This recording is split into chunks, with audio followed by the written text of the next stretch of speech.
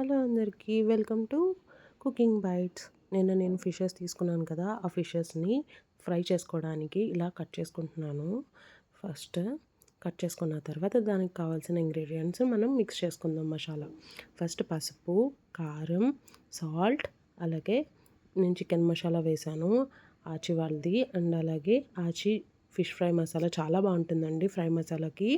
అలాగే నేను home made masala వేస్తున్నాను, ఇది నేను ఓన్గా గ్రైండ్ చేసుకున్నాను. అలాగే ఇందులో లెమన్, కొంచెం ఆయిల్ వేసుకొని బాగా మిక్స్ చేసుకోవాలన్నమాట.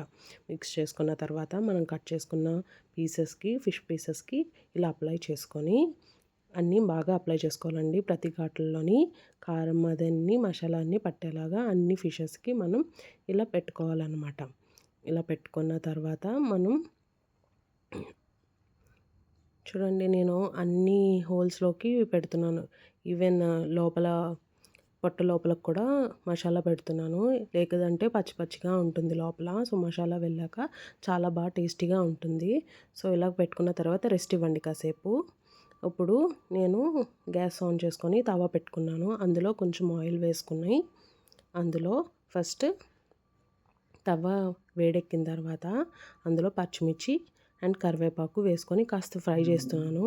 చాలా టేస్టీగా ఉంటుందండి, ఈ స్మెల్ అది అంతా బాగుంటుంది పచ్చిమిర్చి అండ్ కరివేపాకు ఫ్రైకి.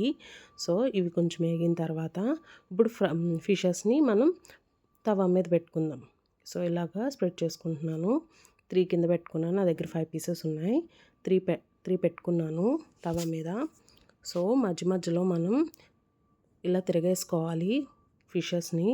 కొంచెం కాలనివ్వండి, లేదంటే అలాగా పై స్కిన్ అనేది వచ్చేస్తుంది. సో కొంచెం కాలితే చాలా బాగా వస్తుంది అనమాట. సో ఇప్పుడు చూడండి, నేను కొంచెం కాలిన తర్వాత తీస్తే చూసారా, స్కిన్ అసలు ఉడకకుండా బాగా కాలింది. సో అందుకనే ఫస్ట్ టైం చేసేటప్పుడు కొంచెం ఎక్కువసేపు కాలనివ్వండి, ఆ తర్వాత మీరు టర్న్ చేసుకోండి.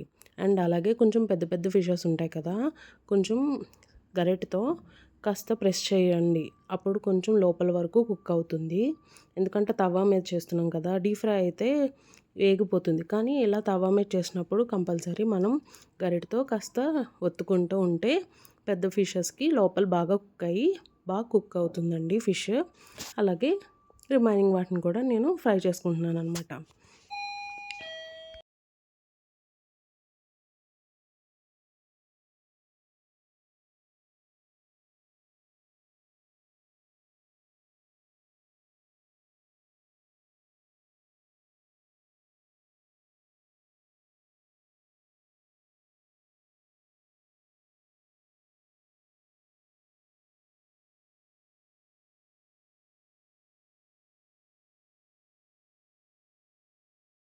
కానీ ఈ రెసిపీ నచ్చినట్టయితే please like, share and subscribe అండి. And thank you.